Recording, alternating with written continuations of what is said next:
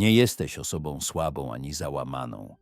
Ta pustka, którą odczuwasz, ten głód, którego nic nie zaspokaja, to pragnienie, które wydaje się większe od ciebie. To nie defekt, to wołanie. Wołanie twojej duszy, która pragnie całości.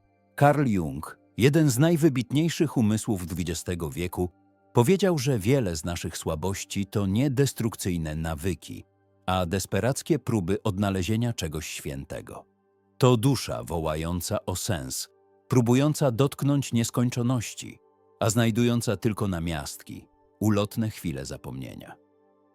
Te namiastki przybierają różne formy, dopasowując się do twoich predyspozycji i okoliczności. Wyobraź sobie osobę grającą w gry hazardowe, śledzącą wirującą ruletkę. Nie szuka ona tylko fortuny, ale ukojenia, dręczącego niepokoju, chwilowej ulgi od wewnętrznej pustki. Każdy obrót koła to ucieczka od rzeczywistości, obietnica transformacji, która nigdy się nie spełnia, pozostawiając jedynie gorzki posmak kolejnej przegranej, nie tylko materialnej, ale przede wszystkim duchowej. Obsesyjne zakupy, podobnie jak obiadanie się, oferują iluzoryczne poczucie kontroli i zaspokojenia. Wypełniasz pustkę materialnymi dobrami lub chwilową przyjemnością smaku. Jednak ta próba zagłuszenia wewnętrznego głodu okazuje się daremna, bo prawdziwa potrzeba pozostaje nietknięta, a wręcz pogłębiona przez poczucie winy i wstydu. Seks bez prawdziwej intymności i miłości staje się jedynie mechanicznym aktem, desperacką próbą doświadczenia bliskości, która jednak rozmywa się w kolejnych, pozbawionych znaczenia spotkaniach. Wirtualny świat mediów społecznościowych oferuje kolejną, niezwykle kuszącą ucieczkę. Łatwo tam o złudzenie przynależności, akceptacji, a nawet podziwu, zbudowane jednak na kruchych fundamentach lajków i komentarzy.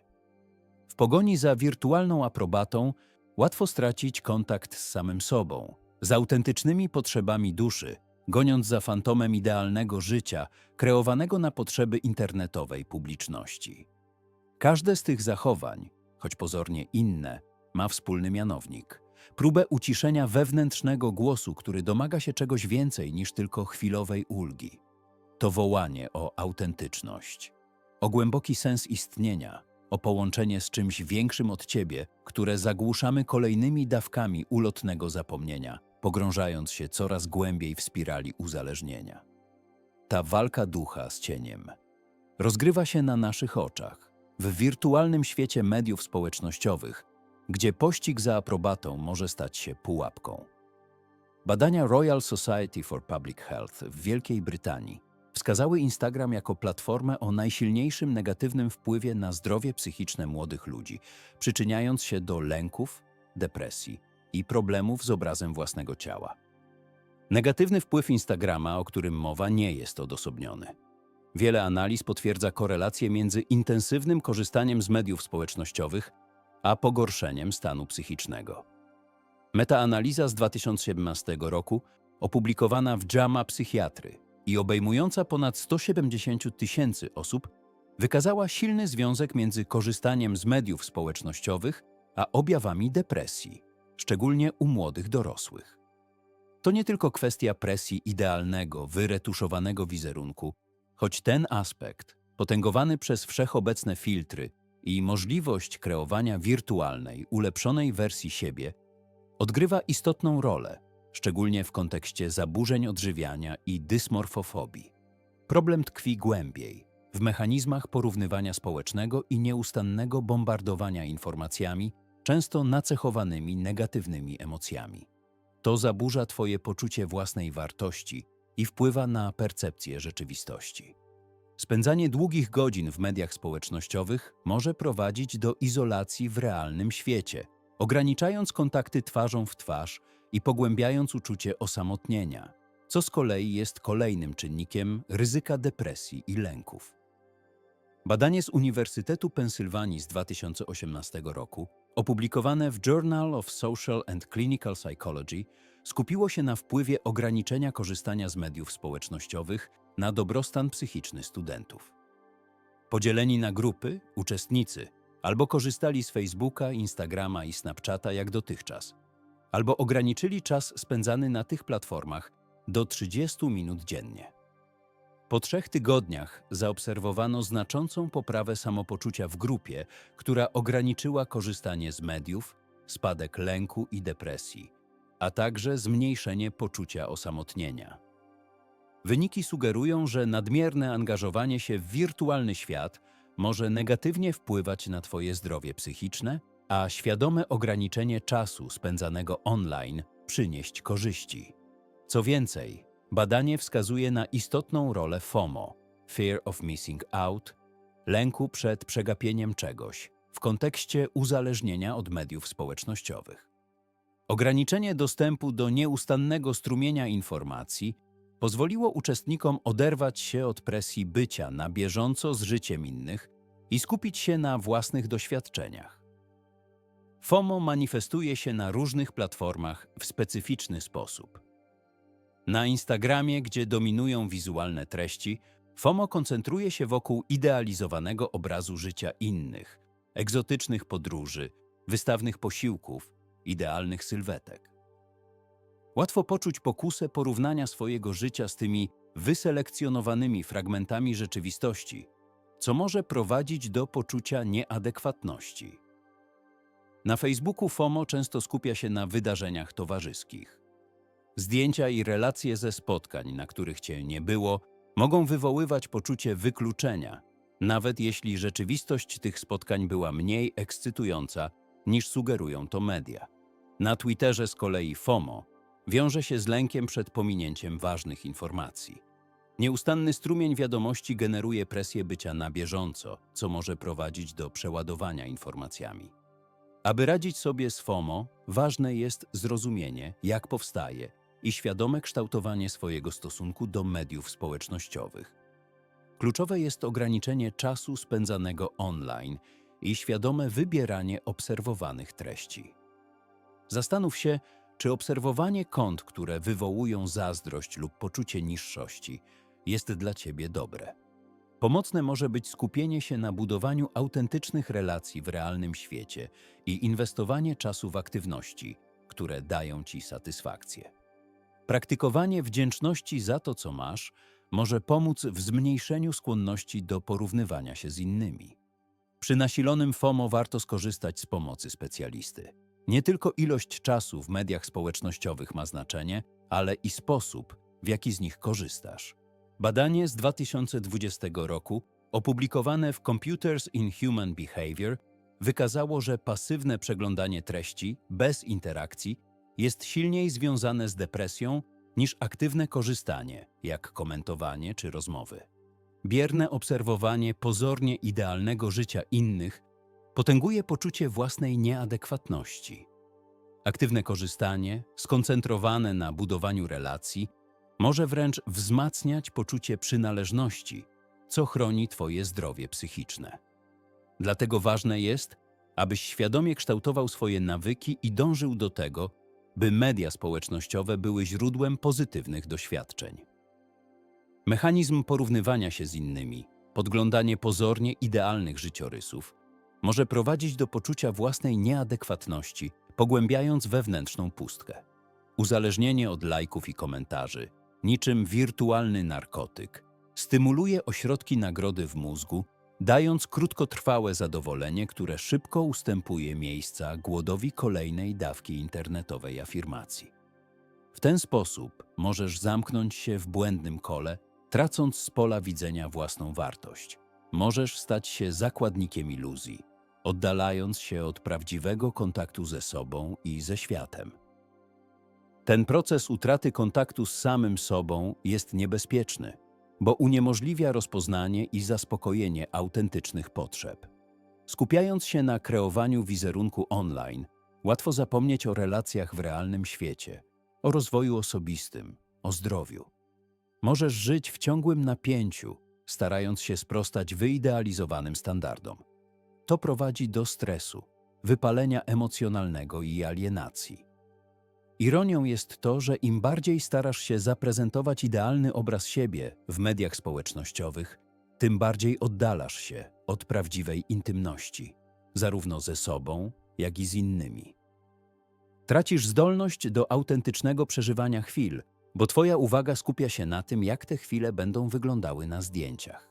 Prawdziwy duch, w rozumieniu Junga, to twoje autentyczne ja, rdzeń twojej osobowości dążący do pełni. Manifestuje się poprzez intuicję, kreatywność, poczucie sensu i połączenia z czymś większym. W kontekście uzależnień, prawdziwy duch to pragnienie wyzdrowienia, chęć zmiany i gotowość do zmierzenia się z trudnymi emocjami. Słucha głosu wewnętrznej mądrości, która podpowiada, że destrukcyjne zachowania oddalają cię od autentycznego życia. To ten cichy szept, który przypomina o twoich wartościach, aspiracjach i pragnieniu spełnienia. Niestety często bywa zagłuszany przez fałszywy duch, cień, czyli tłumione, nieakceptowane aspekty twojej osobowości. Fałszywy duch, twój cień w kontekście uzależnienia, to wewnętrzny sabotażysta, który karmi się lękiem, wstydem i winą.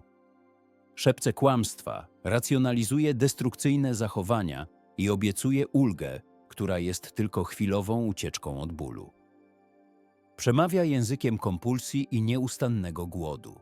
Podsuwa pozornie logiczne argumenty, by utrzymać cię w sidłach nałogu, przekonując, że to jedyny sposób radzenia sobie z problemami. Rozpoznanie, który duch tobą kieruje, wymaga uważności i szczerości. Czy kierujesz się autentycznymi potrzebami, czy ulegasz impulsom? Czy twoje działania prowadzą do wzrostu, czy do cierpienia? W tych subtelnych różnicach kryje się klucz do zrozumienia, który duch trzyma stery twojego życia. Z drugiej strony, niewidzialny ciężar, cień, który nosisz w sobie, skrywa te części ciebie, których nie chcesz widzieć. Traumy, lęki, wstyd. Przyjrzyj się temu, czego unikasz. Pomyśl, co kryje się za twoim uzależnieniem. Czy to od alkoholu, pracy, zakupów, internetu, czy ciągłego rozpraszania uwagi. Bo w głębi duszy wszystko to może być próbą wypełnienia tej samej pustki. Może odczuwasz zmęczenie, może zastanawiasz się, czy jest jakieś wyjście. Nie ma łatwych lekarstw, ale istnieje droga. Zaczyna się, gdy zrozumiesz, że uzależnienie to objaw, a nie choroba. To źle skierowane pragnienie czegoś pięknego, połączenia, sensu, duchowej pełni. Zrozumienie uzależnienia to zrozumienie siebie, a to może wszystko zmienić. Uzależnienie nie zaczyna się od substancji, zachowania czy przedmiotu. Zaczyna się od bólu. Przed pierwszym drinkiem, kliknięciem, kartą kredytową istniała rana. Wyobraź sobie przestraszone, samotne dziecko, które zbyt wcześnie dowiedziało się, że świat nie jest bezpieczny. I w tym cieniu zaczęło skrywać te części siebie, których nie akceptowało. Jung rozumiał, że nie możemy żyć oderwani od własnego centrum. A kiedy to połączenie zostaje zerwane przez traumę, utratę tożsamości, twoja psychika szuka rekompensaty i znajduje ją w uzależnieniu. To tak jakbyś, tracąc kontakt ze swoją wewnętrzną osią, zaczął szukać substytutów dla tego, co święte. To duchowe pragnienie całości, tęsknota za zjednoczeniem, za połączeniem z czymś większym od ciebie, tęsknota za sensem. I kiedy tego sensu brakuje, kiedy odczuwasz zagubienie, możesz zacząć szukać go w niewłaściwych miejscach, w substancjach, w zachowaniach, które dają iluzję pełni, ale ostatecznie niszczą. Pomyśl o tym jako kompasie, który zwariował. Wskazuje na południe, kiedy powinieneś iść na północ. Uzależnienie to właśnie taki kompas. Prowadzi cię w kierunku chwilowej ulgi, podczas gdy twoja dusza pragnie prawdziwej transformacji. Pragnie autentycznego połączenia. Nie tylko ze światem, ale przede wszystkim z tobą samym. Jung mówił o spiritus contra spiritum. Duch przeciwko duchowi. Chodzi o to, by zastąpić niższego ducha, ducha uzależnienia, wyższym duchem. Duchem prawdziwego połączenia, duchowego rozwoju. To nie musi być religijne przeżycie, choć dla niektórych właśnie taką formę przybiera. To może być głęboka rozmowa, moment twórczej inspiracji albo doświadczenie natury. Chodzi o to, by dotknąć czegoś, co cię przekracza, co daje ci poczucie sensu. I tutaj pojawia się kluczowy element – wspólnota. Nie musisz tego robić sam. Siła tkwi w połączeniu z innymi, w dzieleniu się swoim doświadczeniem. W relacjach odnajdujemy odbicie samych siebie, uczymy się akceptacji i miłości. W ramionach innych odnajdujemy siłę, by stawić czoła swojemu cieniowi. Wspólnota w procesie zdrowienia ma wiele form. Grupy wsparcia, takie jak anonimowi alkoholicy, tworzą bezpieczną przestrzeń, gdzie możesz dzielić się swoimi doświadczeniami bez obawy przed oceną. Wśród ludzi rozumiejących specyfikę nałogu rodzi się poczucie przynależności i zrozumienia.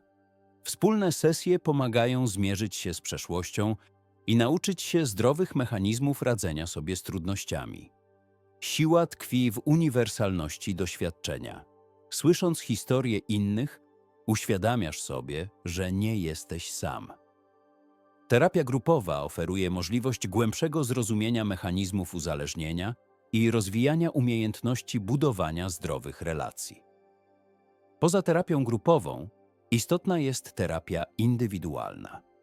Pozwala skupić się na Twoich specyficznych potrzebach, oferując poufną przestrzeń do eksploracji przyczyn uzależnienia. Terapeuta pomaga Ci zrozumieć mechanizmy nałogu, zidentyfikować wyzwalacze i nauczyć się zdrowych sposobów radzenia sobie z emocjami. Równie ważne jest wspieranie rodzin osób uzależnionych. Terapia rodzinna pomaga odbudować zdrowe relacje i nauczyć się skutecznej komunikacji. Aby odnaleźć się w gąszczu dostępnych form wsparcia, skorzystaj z informacji na stronach internetowych instytucji zajmujących się problematyką uzależnień. Pomoc znajdziesz w lokalnych ośrodkach interwencji kryzysowej, poradniach uzależnień i w gabinetach prywatnych. Istnieją również bezpłatne telefoniczne linie wsparcia. Nie zwlekaj z poszukiwaniem wsparcia. Im szybciej podejmiesz leczenie, tym większe szanse na powrót do zdrowia. Poza formalnymi grupami, niezwykle ważna jest rola rodziny i bliskich. Zrozumienie, akceptacja i cierpliwość to fundament, na którym budujesz nową rzeczywistość. Relacje te bywają skomplikowane.